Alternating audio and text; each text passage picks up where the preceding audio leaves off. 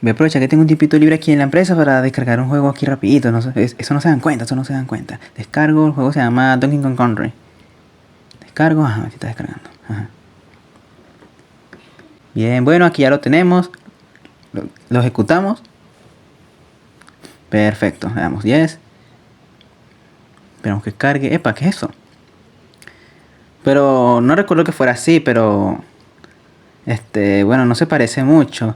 En realidad, el juego debería verse así. Pero... Bueno, se está balanceando, pero no es como yo lo imaginé. Epa, está abriendo distintas cosas. ¿Qué abrió aquí? Pero yo no me acuerdo haber abierto el reproductor de sonido y también unas carpetas acá. El CMD también. Y me está escribiendo algo. Epa, chicos, ya esto ya se está descontrolando. No hay cómo pararlo. He dado distintas opciones al DF4, pero nada. Inclusive, ahora se puso todo desmadre. He hecho demasiadas cosas y todavía no hay cómo pararlo. Todo esto está mal, no hubiera descargado ese archivo.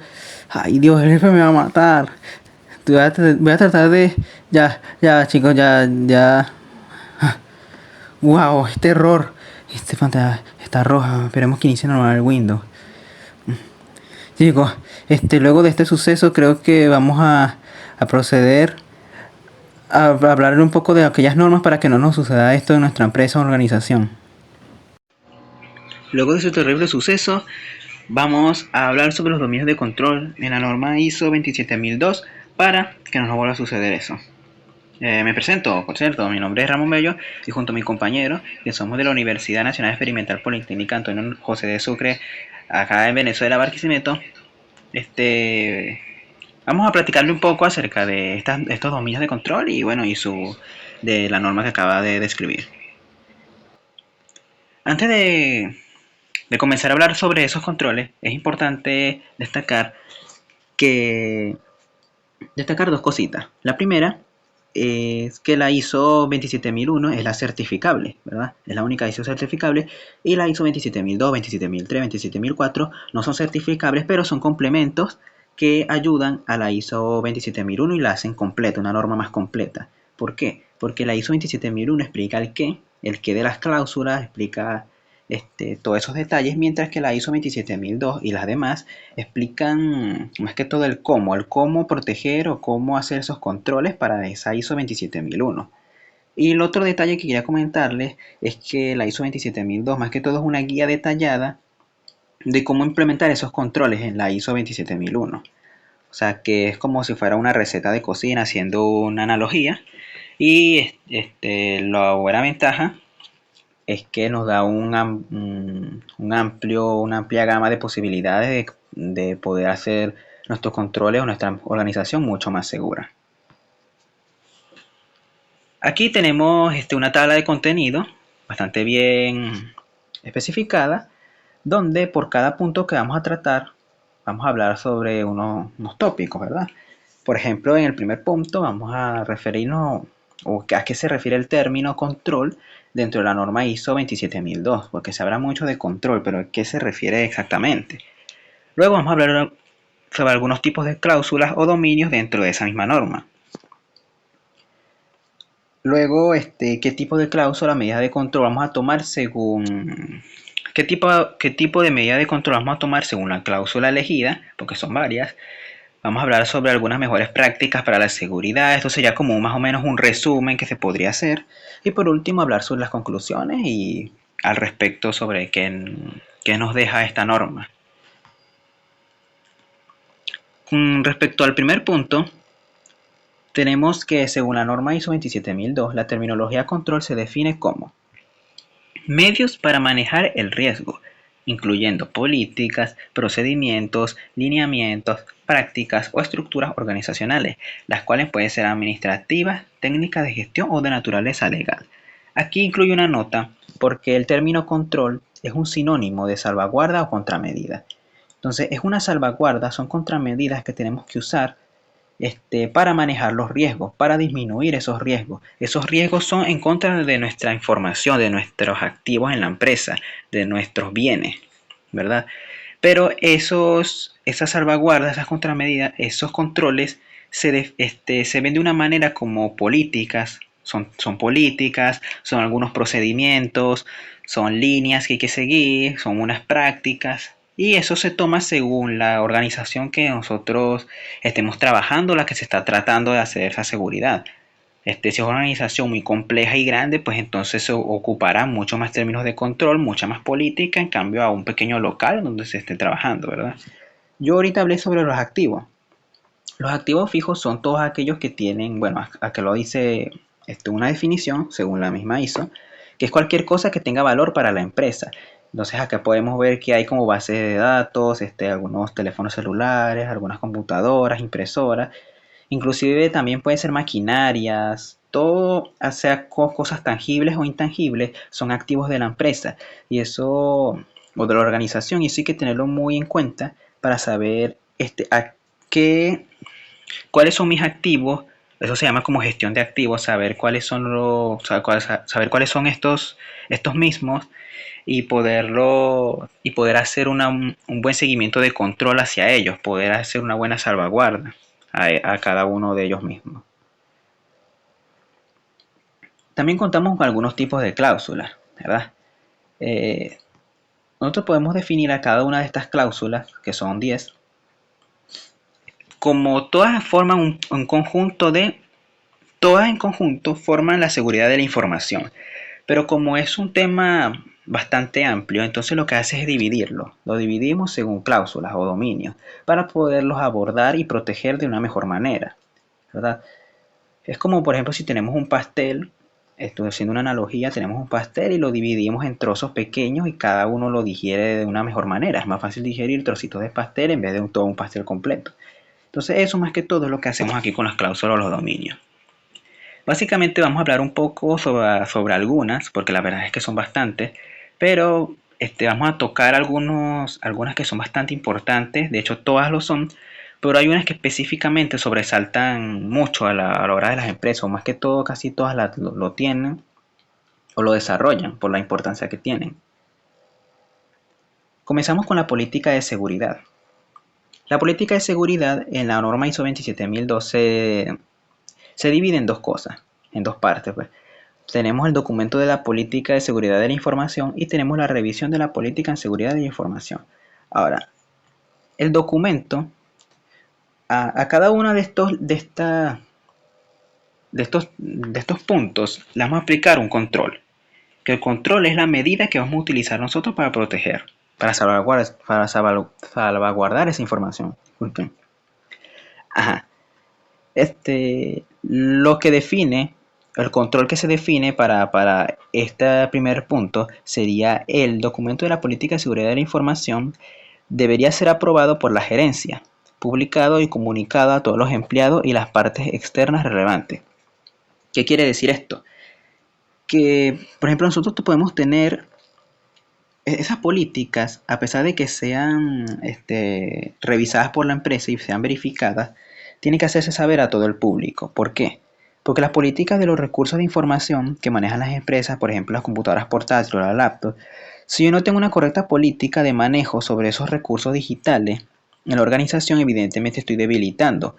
Porque, por ejemplo, tiene que haber una política que me diga, por ejemplo, si es un dispositivo, una PC, la política tiene que decir qué aplicaciones se pueden instalar en ese dispositivo, cómo se debe manejar, cuántos usuarios lo pueden usar, o sea, son reglas que hay que seguir, son políticas. Entonces, es muy importante de que muchos de los activos que vayamos a utilizar o que vayamos a proteger tengan que tener esas políticas bien definidas y hacérselas saber al público, a los usuarios que vayan a tratar o vayan a proteger a ese activo. Pero también tenemos sobre lo de la revisión de la política de seguridad, porque obviamente esta debería ser revisada en intervalos planeados por si ocurren cambios significativos para asegurar la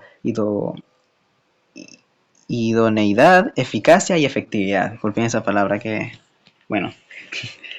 Ajá. Lo que trata de decir acá es que si nosotros tenemos un documento, ¿verdad? Obviamente si el documento tiene que ser vigente, tiene que ser revisado, tiene que ser idóneo para su eficacia. O sea, ser revisado constantemente, actualizado. No vamos a tener un documento y una política de seguridad de PC de los años 2000, un ejemplo. Y en la empresa tenemos, en la organización o empresa tenemos dispositivos, PC, laptops del 2020, por decir algo, pues. Entonces esas políticas obviamente tienen que ser acorde al activo o al bien que se está protegiendo.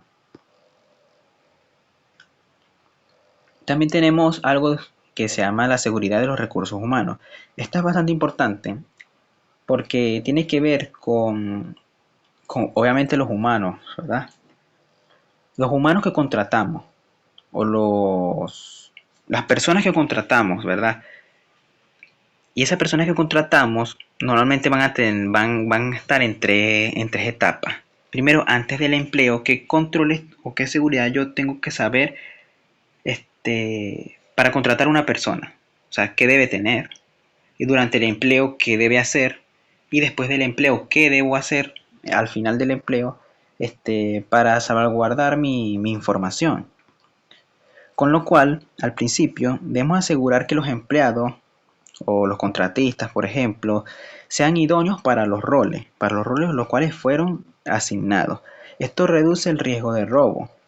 Otra cosa que tenemos que tener en cuenta también es que hay muchos riesgos desde cuando se contrata una persona, porque hay que tener una correcta verificación de antecedentes, si no tiene problemas con la ley o todo aquello, pues. Otro término de control que también es bastante utilizado es asegurar que los usuarios y los empleados y contratistas estén al tanto de las amenazas e inquietudes. Ellos tienen que saber que el certificado el de documentación que hablamos, la política de seguridad que hablamos al principio, deberían estar al tanto de eso. O sea, saber qué activos están protegiendo, qué activo es el que esté vulnerable y todo eso. Pues eso cae en la responsabilidad y obligaciones de cada uno de ellos. Además, ellos tienen que estar equipados para apoyar la seguridad organizacional en el curso de su trabajo normal. Y después del empleo, nosotros tenemos de que cada uno de los empleados o usuarios hay que hacerle devoluciones, obviamente, de sus pertenencias, pero también debemos eliminar todos los derechos de acceso. O sea, no podemos, al finalizar una persona sale de la empresa, no puede tener derecho a entrar al sistema. A pesar de que yo ya tenía un usuario, una contraseña, eso tiene que haberse eliminado. Porque si supongamos que una persona no quedó muy a gusto en esa empresa, pues, o esa organización, y resulta que quiere hacerle algo, una información, quiere hacerle un daño, entonces todavía puede seguir ingresando al sistema, entonces sería algo que no es idóneo, no es eficaz y perjudica mucho a la empresa. Tenemos otro tema que es la adquisición y desarrollo y mantenimiento de sistemas de información. Esto es bastante amplio, pero me voy a centrar más que todo en la integridad del mensaje. La integridad del mensaje, los controles criptográficos y gestión de claves. Normalmente la integridad del mensaje, claro, si nosotros tenemos un usuario, un punto A y un punto B, nosotros queremos que esa información, o sea, esa información quede íntegra, o sea, que no lo pueda, ni que no la pueda adquirir ningún tercero, ni eso. ¿Ves? Hay que asegurar la autenticidad, ¿verdad? Proteger la integridad de ese mensaje en las aplicaciones. Por tanto, debemos implementar algunos controles apropiados. Esos controles pueden ser, por ejemplo, los criptográficos, gestión de dos factores, también tenemos la gestión de claves.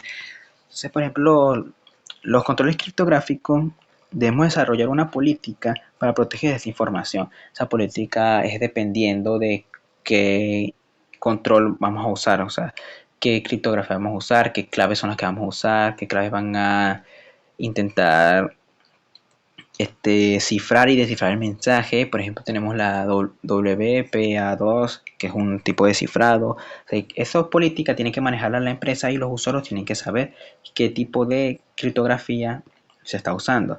Y también con la gestión de clave. O sea, la clave es todo lo que le comentaba anteriormente, que era la clave para cifrar y descifrar. Y además también claves, no solamente también de eso, sino también para lo de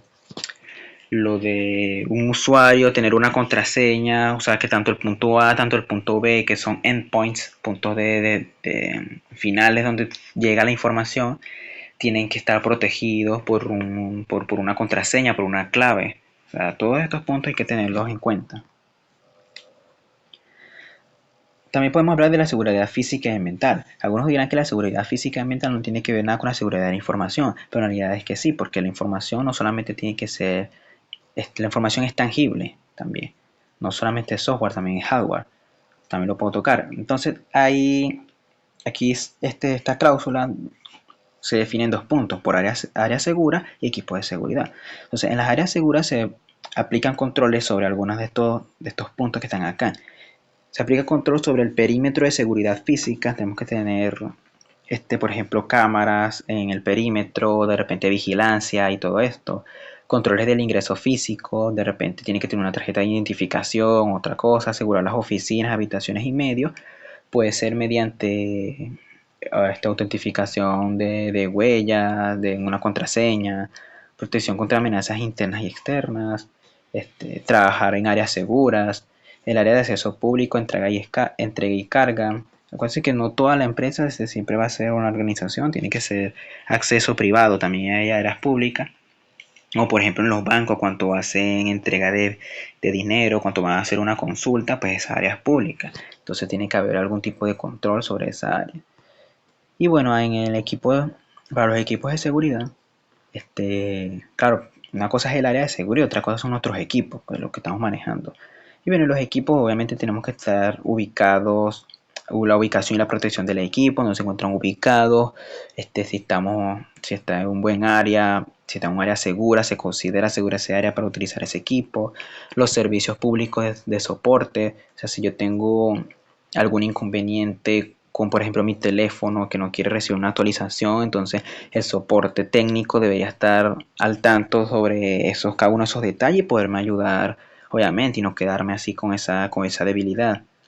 La seguridad del cableado tiene que ser esto más que todo se ve por las redes de cableado, que todo cómo está distribuido el cable dentro de la organización, los mantenimientos de los equipos tienen que hacer el mantenimiento cada cierto tiempo, constantemente, la seguridad la seguridad del equipo fuera del local, esto tiene que ser muy bien vigilado, porque de repente si sucede, tengo una laptop y tengo mucha información y de repente me hurtan esa laptop, roban la información, entonces tiene que haber también una seguridad de eliminación de ese uso de ese equipo. O sea, esa información que me robaron ya no vale para la empresa la elimina, no, a pesar de que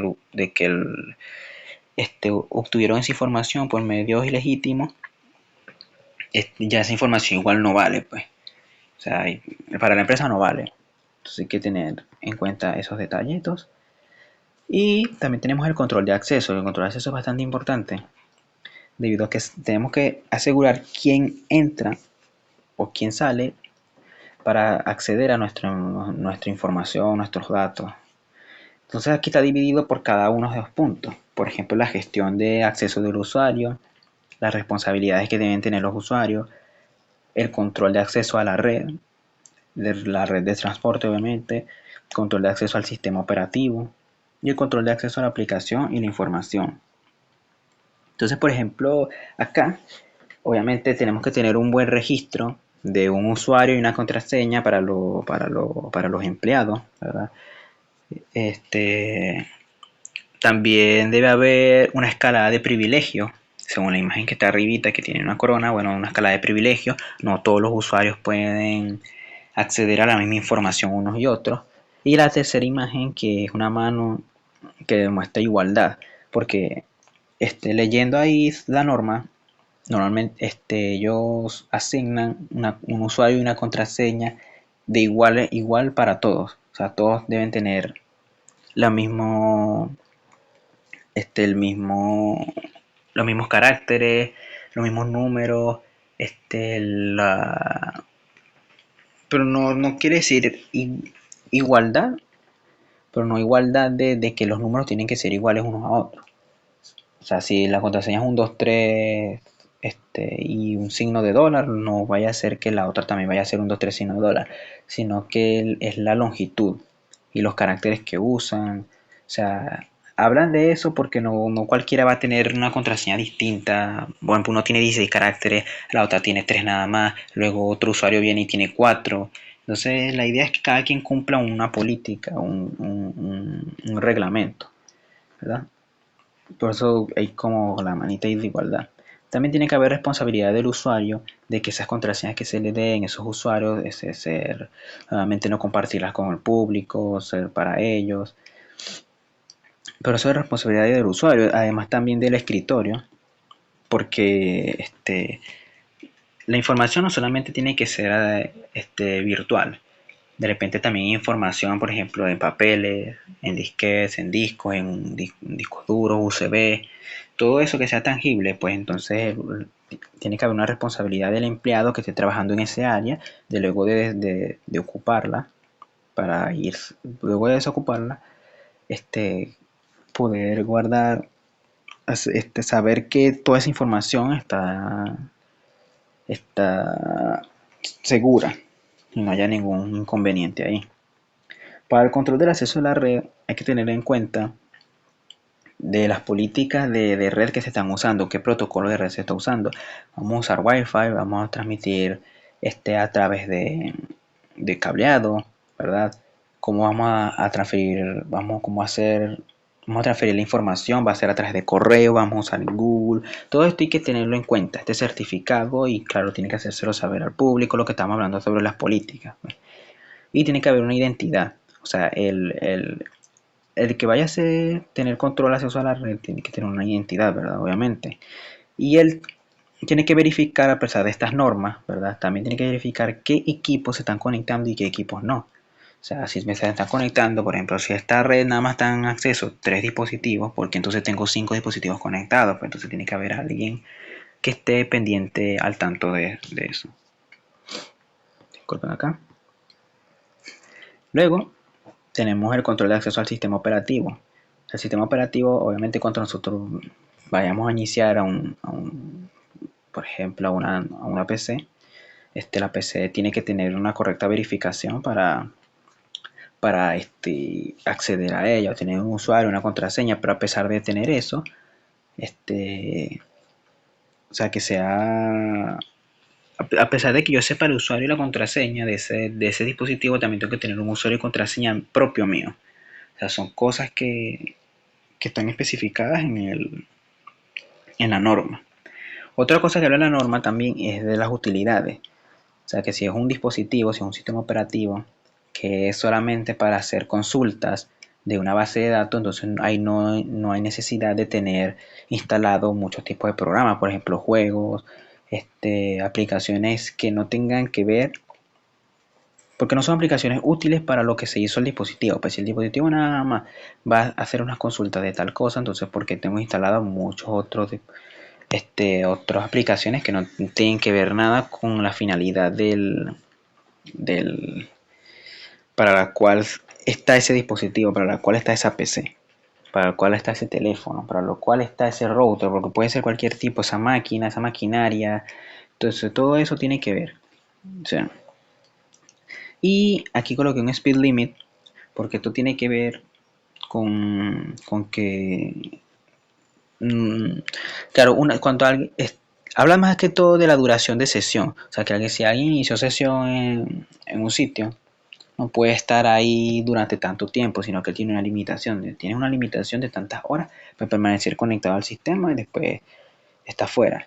Esto evita de que, por ejemplo, si es que un equipo encendido, algún dispositivo también y está conectado a la red durante tanto tiempo, entonces como tiene acceso a la red, pues cualquier hacker, cualquier Black Hat puede entrar y sabotear el sistema y todo eso. Entonces hay que tener en cuenta también esos detalles. Y por último, tenemos el control de acceso a la aplicación e información. Este último detalle habla de que no todos pueden tener acceso a las aplicaciones, por eso está el signo ahí de negado, sino que con la escala de privilegios anteriormente descrita, según el usuario va a tener acceso a ciertas aplicaciones o a cierta información o no. Igual con la base de datos pasa, pues no todos pueden acceder a ese mismo sistema. Y también hablas de agilamiento, o sea, quiere decir que si muchos usuarios pueden hacer distintas aplicaciones, pueden entrar distinta información, hay ciertos usuarios que no. Para las mejores prácticas de seguridad, que es como un resumen bastante sencillo, tenemos que primero realizar una evaluación de riesgo. Una evaluación de riesgo lo que quiere decir es que, bueno, ¿cuáles son mis activos? ¿Cuáles son los bienes de la empresa o de la organización que debo proteger? Que debo salvaguardar utilizando las técnicas de control antes descritas. Esa es realizar una evaluación. Luego de realizar esa evaluación tenemos que crear políticas de seguridad. Las políticas de seguridad van a definir y van a decirle a los usuarios, a los empleados en la empresa, qué cosas puedo hacer yo con esos activos. O sea, cómo puedo yo aplicar los procesos de control. Qué cosas se pueden hacer y qué cosas no se pueden hacer. Todo esto está dentro de las políticas de seguridad. Luego, obviamente, tiene que haber medidas de seguridad física, las describimos anteriormente, o sea, tener un perímetro, tener seguridad de cuánto vayamos a entrar a una oficina, de repente una autentificación de 2 factores, también puede ser una autentificación de huella dactilar, también puede ser a través de una contraseña, todo esto es medidas de seguridad física para entrar a lo... Pero también tenemos medidas de seguridad de los recursos humanos, pues ya los hablamos sobre que tienen que tener en cuenta, más que todo, las 3 fases que habíamos dicho antes del empleo, quién contratar, quién no durante el empleo, si esas personas están de acuerdo con las políticas y todo esto, y después del empleo, saber denegar o por alguna manera desechar esos privilegios o esos accesos al sistema que tenían anteriormente. También tenemos sobre realizar y probar copias de seguridad. Hablamos de que los sistemas tienen que estar actualizados, las políticas de seguridad también, hacer copias de estos sistemas, porque hay que saber guardar la información, no podemos tener la información solamente en un solo dispositivo, sino que tenemos que tener un respaldo sobre ella. Mantener actualizaciones y parches de seguridad, obviamente es porque muchas aplicaciones o normalmente tenemos o se tienen aplicaciones que de repente tienen algún problema con específico y entonces los hacen saber y ellos reciben una actualización para proteger eso, porque si no haces actualización y nada de eso, entonces esas aplicaciones que tenías antes tienen debilidades, porque normalmente ya se actualizan es para poder mejorar o parchar esas debilidades de seguridad que tenían anteriormente y si tú ves que tiene una versión anterior a esa, entonces el hacker dice, mira, la tiene una versión anterior, pues entonces no tiene protección contra este tipo de ataque y puedo emplear este ataque.